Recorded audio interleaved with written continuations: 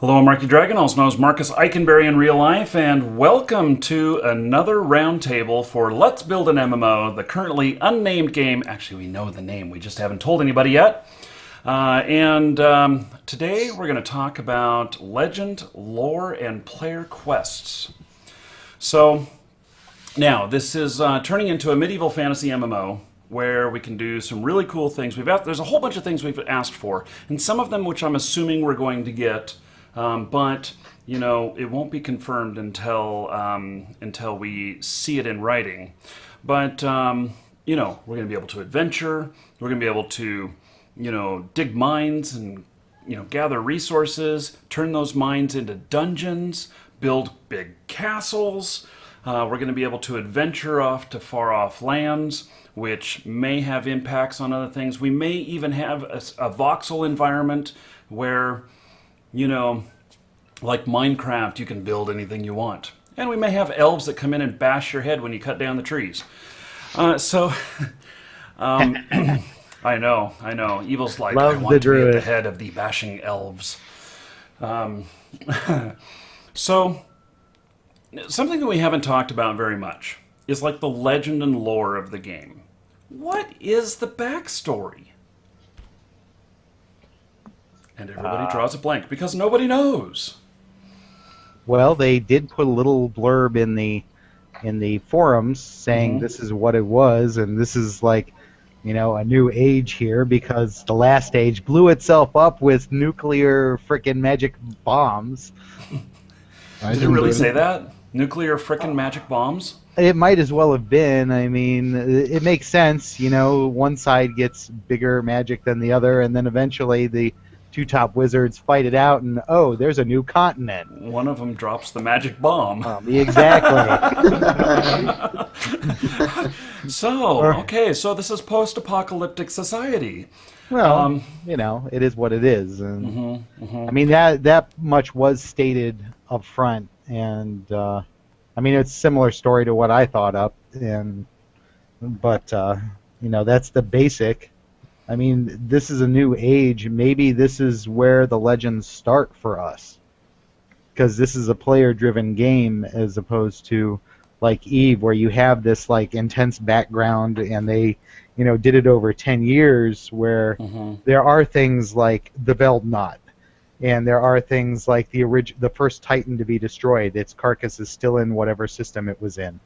You know, there's landmarks put in there by the players, but this game is a blank slate, completely blank slate, and legends start with a blank slate. So yeah, and there's other games that have been that have come out. You know, like World of Warcraft has the legend and lore of the Warcraft series, and you know, in the very first Warcraft, I played it. You know, it was quite simple, and it was, you know, a lot of fun and everything. And I don't remember a whole bunch of storyline in it. But of course, as they went through all the different versions and everything, there became this deeper and deeper storyline because each one of the different versions had things happen in it that became part of, you know, where the game is at today. And I understand, you know, I know that we're just starting out and everything, but it really feels to me like there should be some explanation for things. Like, how do we explain dragons? How do we explain orcs? You know, it just seems to me that there should be something behind that, and maybe we can take some pages from Tolkien or whatever, you know, to just kind of loosely throw out a few bits on there and let everybody's imagination take off after that. You know, or we could look at it a little bit more hardcore and say, should we have players writing pieces of this right now that we will put into the game? And there's crickets.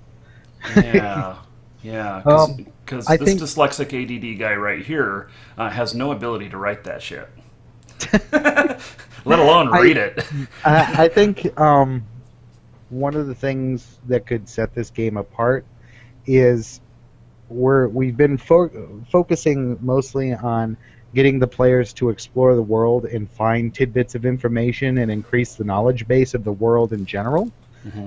Maybe having these legends drop as part of, for instance, you find a book, and all of a sudden there's a story of some legendary hero, and the knowledge gets disseminated that way. So, Interesting. you have little tidbits. This story about, Othgar, the destroyer of orcs, but he's not mentioned anywhere else except this story. And then some other player finds a book that talks about Othgar in his youth, and kind of like the scrolls, the Nemean scrolls from Conan, where this is actually telling the story of Conan from 1,000 years beyond his death, and they find these little scrolls, and there's these stories, and add in information as it goes. So maybe ooh, what if this isn't an idea? What if how we've talked about having books and being able to write things in them and everything. What if there was some different books placed around that really start like the first half of a chapter, and then it's almost like a choose your own adventure. Somebody else comes along and writes in the rest of it. There's a possibility. That is definitely a possibility. I think that would be fun and everything, and that that it'd be fun to have some of those in your library, and as a function with making that happen, something like where you can copy and paste into the books, so that you take your Word document that you've written and you just copy and paste it in, so that you're not having to write it in whatever interface that we have in the game. Yeah. But I wonder. I wonder if it's even necessary. The legends and lore part, or the the legends and lore. We'll tackle the questing here in a bit. I think there should be legends. I think there should be stories that have been, passed down. I think there should be legendary characters. But if this is like post magic nuke, apocalyptic, we've recovered society enough that we're actually like starting cities again, and that we have a civil society, that I think it should be tidbits of knowledge, and those tidbits of knowledge could lead to dungeons or areas that the players have never been. I mean, this could also be a way to drop hints about gate addresses and stuff like that. I mean, it gives the legend gives somebody incentive to go someplace. It should be an incentive, not a primary driver. Well, it sounds like if you're telling someone to go somewhere, it's like a quest or something like that. Could you say something about the legend telling someone to where to go? What if, what does, okay, so visualize this, or imagine it in your mind, that you're playing a game, or imagine that you're watching Lord of the Rings, and you are, you're watching them. They're outside of the dwarven the caverns that they got to go through. They can't figure out how to get those doors open, and they got the kraken that's in the lake behind them, and there's no music. And does that take away from the story? Does music greatly enhance what you're seeing there? And to me, I think it does. And it sets the tone, it sets the mood, it kind of keeps you flowing in the direction that that the story is taking.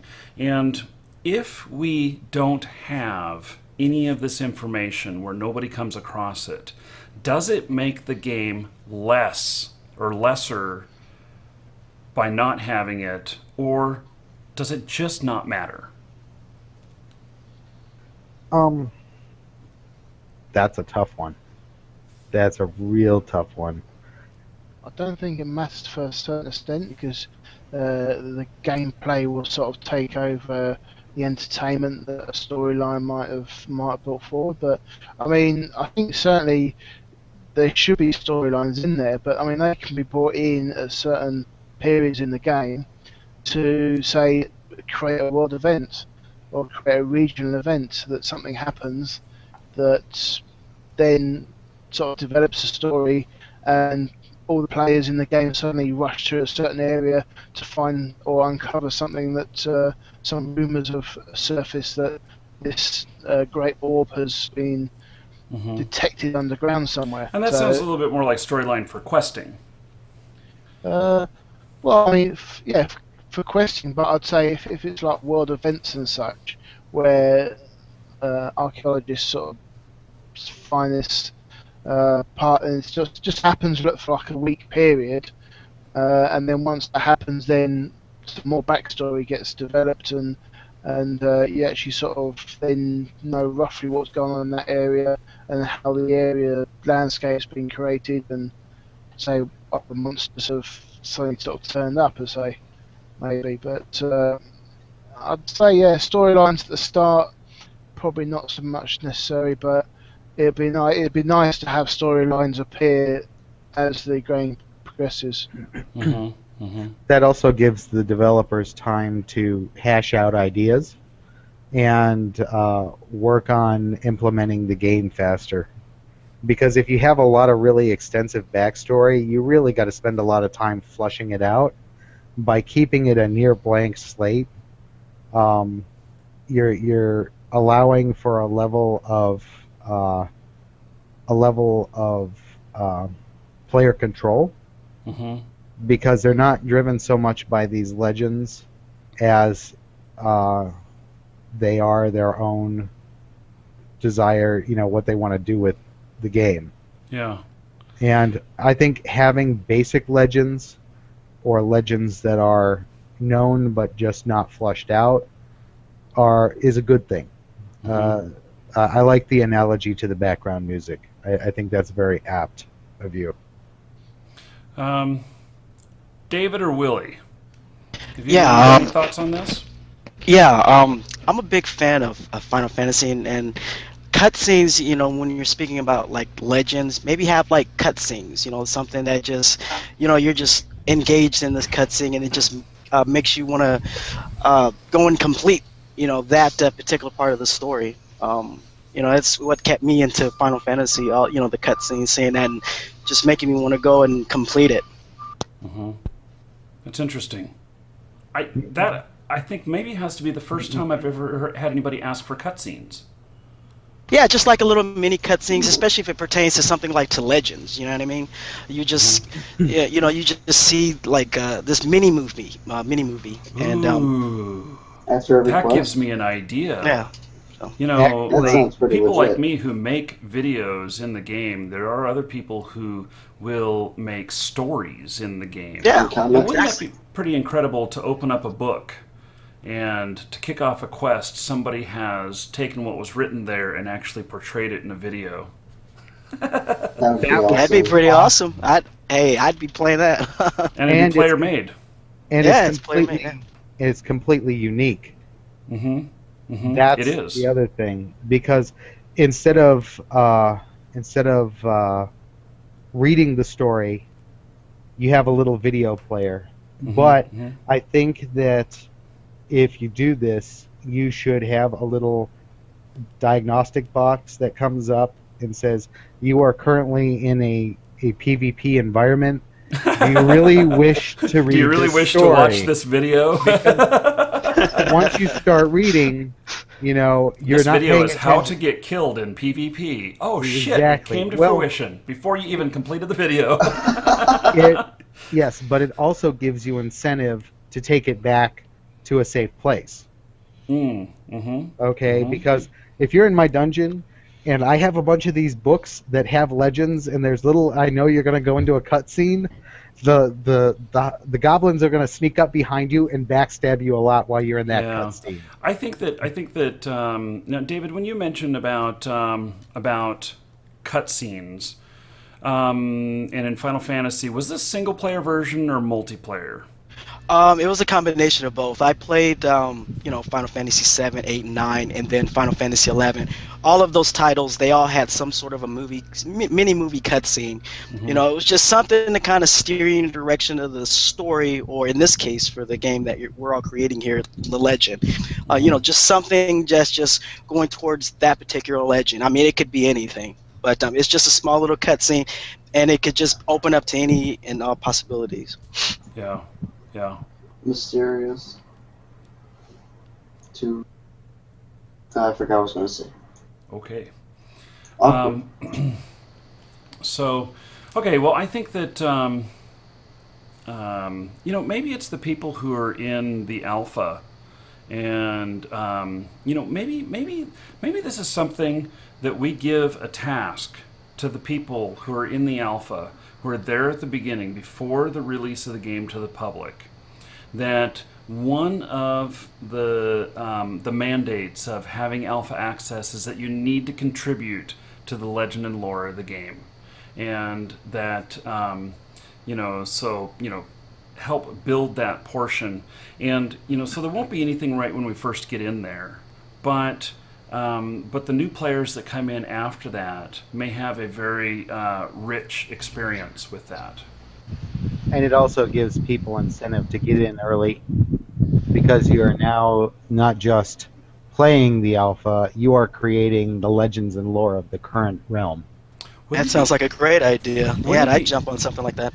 Wouldn't it be interesting if we had a book or a video book or whatever rating system that allowed you to have your skill in writing, let's say, and so your writing skill, really to get to the to get to the higher levels requires that you're prolific with your books and that you get them out there to the other players, and you really get your skill based upon other players reading your books and rating them. That would be awesome. And so that encourages people to make good quality content and then to go out and maybe mass produce them and spam everybody and leave them on everybody's doorstep. I don't know. Or maybe in the alpha you could set up some part of the game where people are creating their content, kind of like on Star Trek Online. They have this system called Foundry, and basically you go on that part of the system and you just create whatever you can think of, any kind of a mission or any, and then you just post it, and then for everyone else, it goes global wide. It'll send out a notification to all the players. This content has just been created. Check it out, and you can go in there, do it, and then rate it that way. Just for the purpose of the alpha. So that will be quite some like Neverwinter. They are doing the same. They can create, the players can create missions, and then somewhere in the world is an entry to that mission, and you will enter the door, and you are in a player-created mission. And the players can, after that, they can rate it, and the higher rates they get, there's a mission board in every town where they can also access and accept these quests. So that's kind of the same, I guess. Yeah. Well, I think that we can do this as players, creating the content as the legend and lore, and then also a lot of that really could turn into quests. So let's add that quest component to this as well, and say, okay, I've written this book, and one of the things is that this book also kicks off some sort of quest or whatever, and that if I'm evil and I've got this massive dungeon that I really want people to go into and stuff, and I write this book that's part of the legend and lore, but it also has some clues in it. It has some clues in it that say, if while you're at the beginning of my dungeon, you spin 3 times in a circle, spit over your shoulder, and then walk in, or whatever, that you will begin the portion where the book left off, or something like that, and then maybe this whole questing thing can be something even more. That if the player kicks it off when they enter your dungeon, that there are some new figures that appear within the dungeon that they can interact with. You know, the damsel in distress that needs to be rescued, or the hoarding dragon that you know, and I'm just thinking way out of the box here, that picks his nose and thinks that his boogers are treasures, and that's what he puts in the treasure box. And when you go and slay this booger-picking dragon, you win all of his boogers. Oh, that's nice. That's way out. That's way out of left field, You know, Marky. but then So those that'll are used mark it. as a reagent in creating some magical things that the mages need, or the alchemists need, or whatever. And so, you know, I love thinking way outside the box, but see, it can all be brought back in, even if it sounds crazy. And- Maybe since on the legends and the quest, maybe you could have something like since it's like post-apocalyptic, some little tidbits of how it all happened, how all this became, just little bits here and there that leads up to that grandeur of the legend. I don't know. That's You know, and quests could be rated, and so the book could be known as both a book and a quest, and it could receive ratings, and in fact maybe there could be some external source where we can show the ratings, and maybe it won't really show what the content is about it or whatnot, but then the other quest in itself will be to find a copy of that book, so that you can go and do the Continue the quest quest. that you have heard about. And so it's like hearing about it, word of mouth, but then, and this epic evil guy, that What? Huh? that you hear about this evil guy that made this quest, and so and it passes down person to person. This is like the telephone game. I'm getting at it, and so the final guy says, "Oh shit, I want to do this quest. Where's evil underwear? I gotta find this guy so I can get his book." What? It's Evil Overlord. Evil- It's a Evil telephone game. Jose is not here. Evil under- Jose is not here. Well, I ate all his brownies. Oh. Look out, chap.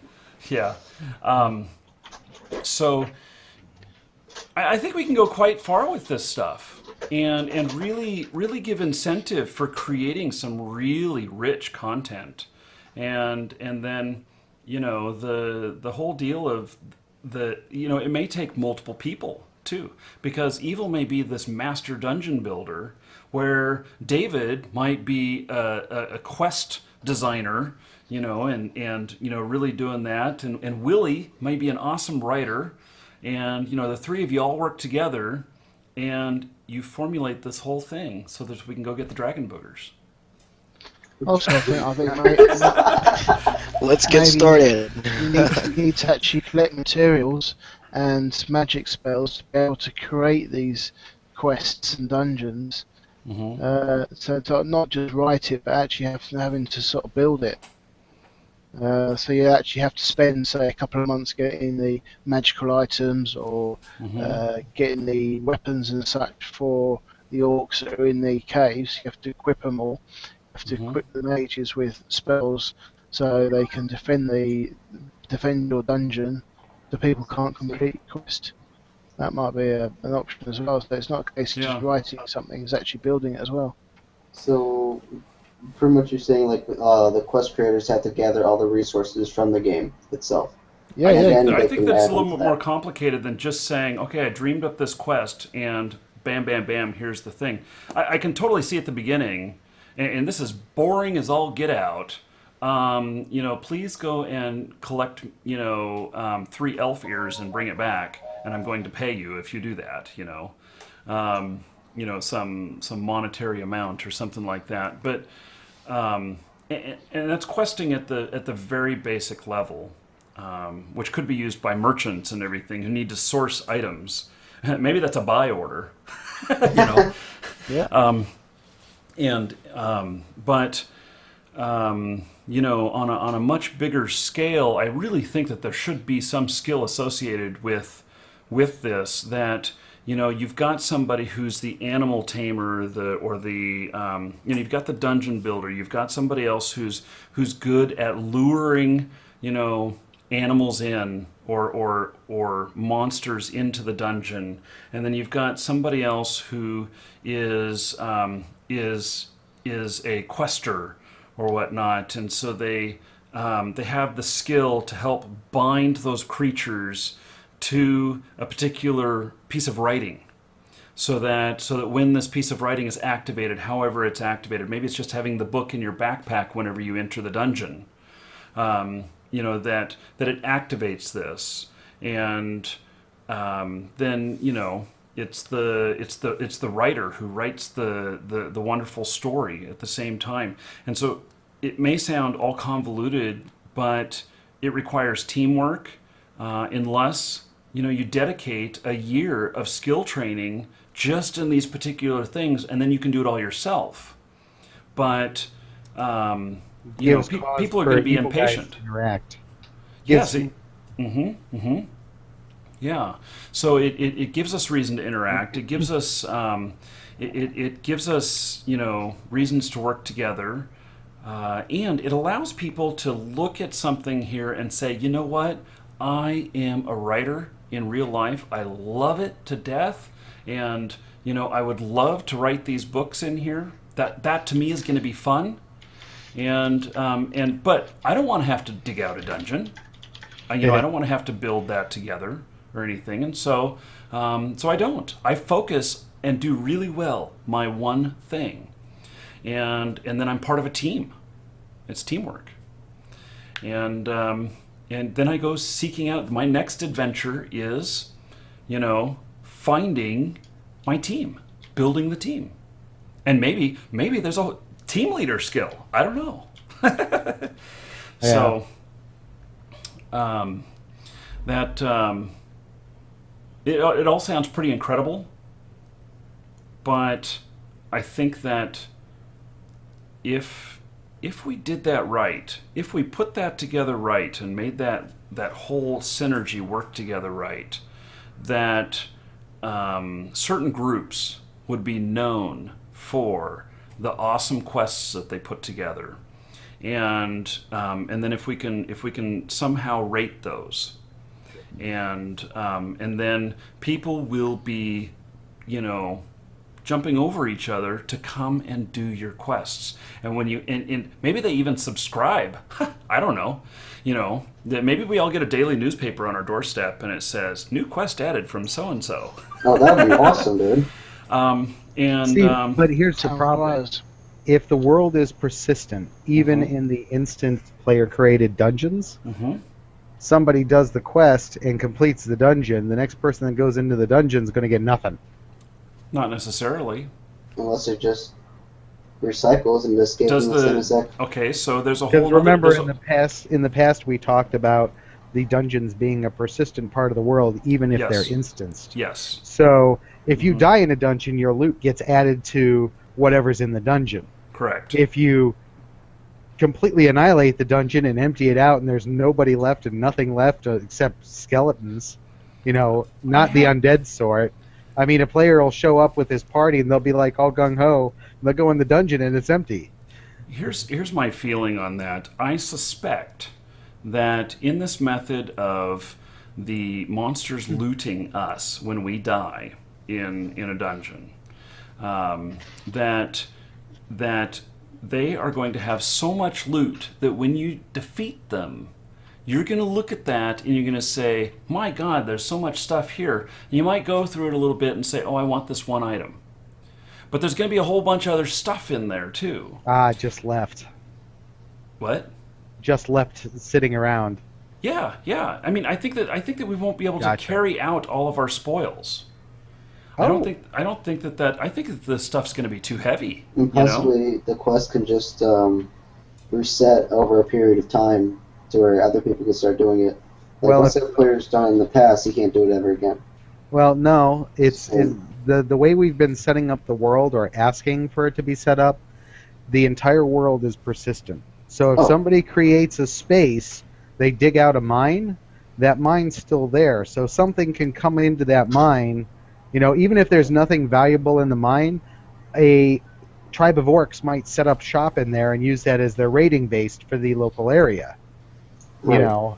there's going to be random monsters roaming through areas. So this is something that we need to consider long term in this, because in the process of creating legends, you might go to the front of the dungeon and say, this is the legendary dungeon of the evil overlord, or evilest overlord, and you go in there and all you find is scraps, leftovers from whoever destroyed it. So I mean, I think Marcus is right. If a monster is powerful enough and the players are stupid enough, it's going to accumulate a lot of loot very quickly. But when somebody comes in and defeats it, well, it may be that certain conditions need to exist. That this quest requires certain things to happen in this said dungeon or this plot of land or whatever. And so when you get there to do the quest, it may say that the character to kick it off is not there right now. They're just not. Come back later and try again.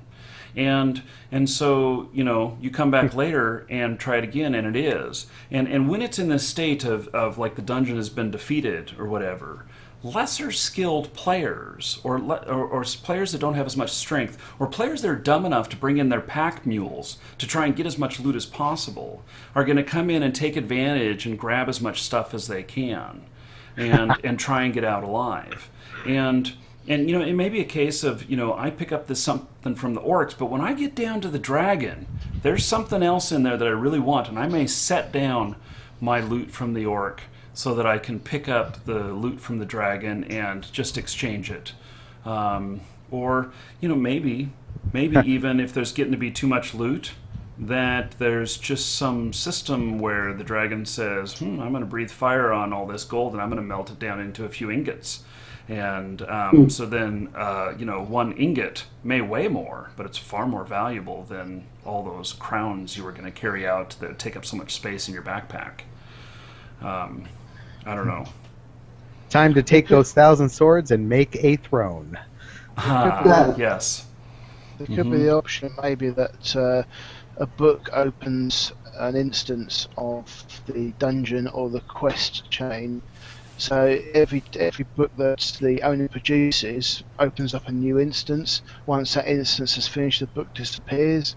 If the character or group of characters fail that instance, then the book goes back to the owner and has a +1 on it, say.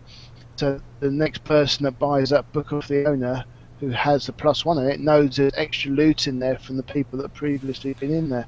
Or that the monsters are stronger because their skills have gone up from defeating other players. Yeah, and I like that. Now that it's +1, That's a good one. you know that quest. You may have done it before when it was just the book, but now it's +5.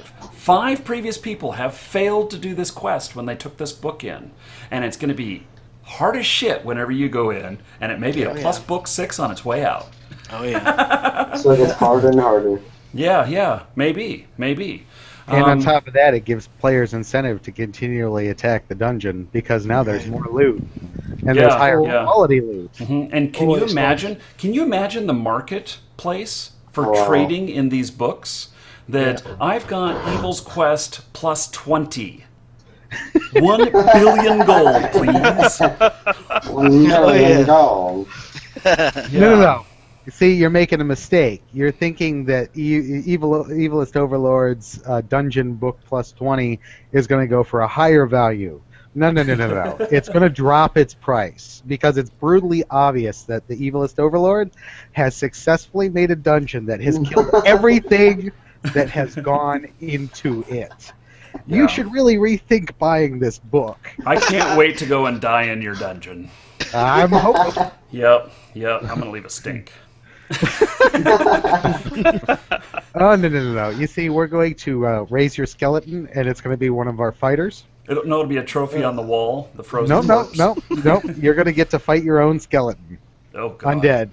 Oh, God. Yeah. Okay, well, I think we have the basis here for something quite neat. I think, though, that I feel like it needs to be written out or something like that as a plan of how this interaction works. Put it on the forums. So, yeah. So the NeoJack team is not watching live today. They're actually at a conference, and a video game conference, no doubt. Being all conferencey. Yeah, yeah. And so they will be watching this a little bit later, but I'll see what they think about it, because I think that this sounds like it could be amazing. Yeah. And Potential. it could be Insanely one complex. Yeah, it does sound extremely complex, and that's why I think it needs to be written out.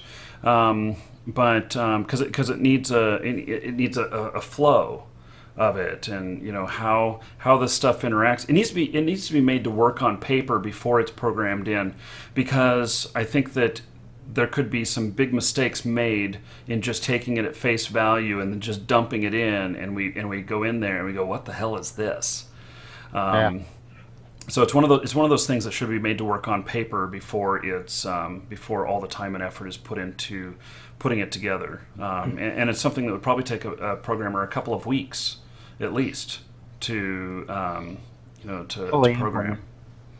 But So- yeah, definitely should be a rating system on that type of questing. So be it dungeon, where it would be dungeon questing or something. But I mean, certainly you have other questing as like manufacturing quests, where you sort of someone says, "Look, can you manufacture 20 chairs?" or collection quests. So there probably could be 5, 6, 7 different types of quests where only sort of the dungeons and such are rated, because the others all they are is someone goes out, collects 6,000 wood, comes back and gives it to the player that created the quest for it. So I think it certainly can be a wide variety of questing. Just think of it, like in EVE Online, when you're building some of these massive ships, all of the components that go together to build them. Imagine taking that methodology and applying it to a quest. That all of these things need to be built and put together and everything to be able to go through this quest once. Yep. Or to be able to complete the quest. And the completion of the quest is the book writer, or the person who binds the quest into the book, that makes that book a quest, and so those quest books might be extremely sought after, and worth huge amounts. And in fact, bringing big teams together, because not only are you going to need help in going down and defeating some of these things, but at the same time, there's the risk of losing the book, if you don't make it, and then you've got all these different people that you need together, including your people who are animal tamers, who've got your pack mules, who are standing in the back to carry all the loot. Just savages. This could be 50-man quest shit. Yeah, it's possible. It really could, and it could be something that it some of these could take a month to put together, so that one quest book could be made. Wouldn't that be amazing? And then Evilist Overlord's quest book of +20 becomes +21. Yeah. Yeah. Everybody makes the assumption you're going to survive. Guess what? And maybe the part of the mechanic of this too is that they at the +20 they only made it halfway in, and they consumed some of the resources of the quest, and so that portion has to be redone before it can be bound into a +21 quest book. I don't know. Well, they use Now, grenades on the structure. Now, I can see where this could get pretty convoluted pretty quickly. Yeah. One of the things I think for the creating the legends, like the cutscenes, is I think the game should have some sort of, how like in StarCraft and other games you have like automated recordings of what happened. I think that should be a client-side feature where you can set it to record your quest, and then it becomes bound to the book.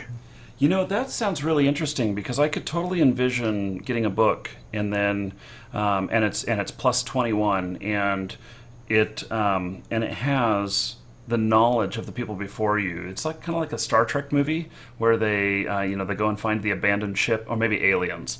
They go and find the abandoned ship and it's the captain's log. You know, it's the here's a little bit of information. Oh shit, they're ripping us apart.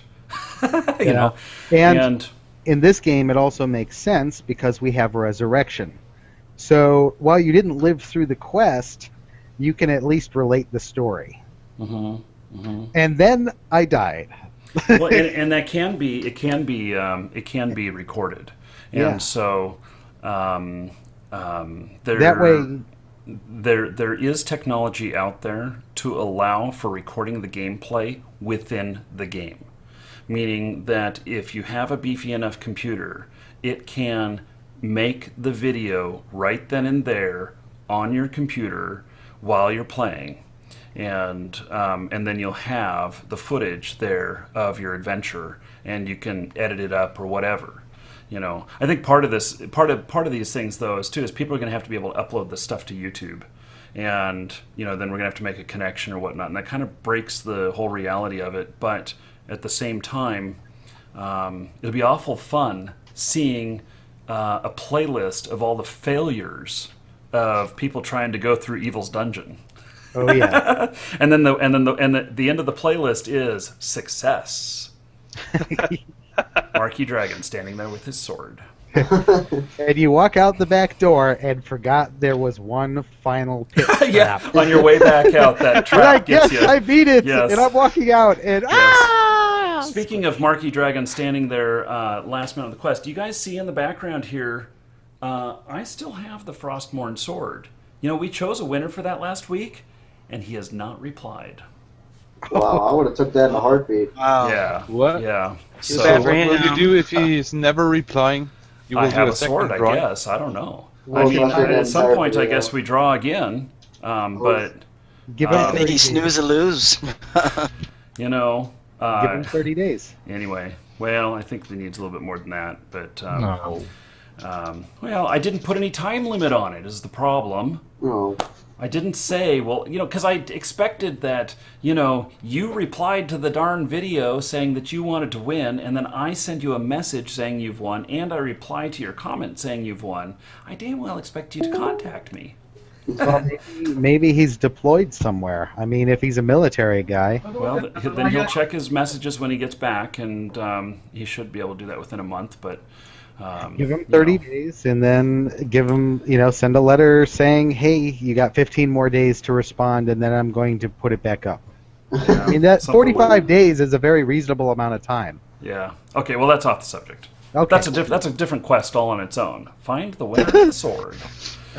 So, okay. Well, I think we have a pretty good outline here.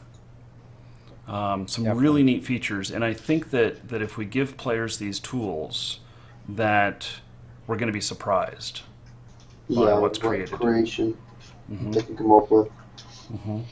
Yeah. So, okay. Well, I think that's it for today's episode.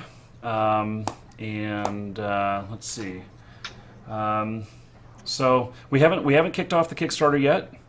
We don't have the date announced yet. There is one. The whole thing looks really good. I've seen it, and it looks really good. There's one item left to be done, and then we'll be on the road. So, and I'll be sure to let everybody know when that happens. And we're gonna have some sort of party. So, at 9 a.m. we'll be getting our drink on or something. I don't know. Kickstarter. 9 a.m.? Oh my god. 9 a.m. It's early. 9 a.m. I don't know. It's going to be You like know. 2 p.m. For Yeah. Germans. Even if I that should be prepared. just fine. So, Even if I prepared everything for this weekend, you can see 4 huge packages of stuff. Oh, yes, all the alcohol. Oh, yes. No. Wow. It's water also. Water also. Water also. Okay, yes. Sure, it's just So- water. And Okay, cartons of well, cigarettes. thank you everybody for joining today. I think we did quite well in this episode of coming up with some stuff. I'm really happy about it. All right, Mikey. I'm excited. All right, guys in the chat. Nice talking to Yeah. you. Thanks for having me. Thank See you, you, Dick. thank you, Care. David. Come Thank back you, again. everybody. And, Definitely. we will Excited see for more you ideas. same time, same place next week. See you, everybody. Take Bye-bye. care. Marcus. See ya. Later. Bye.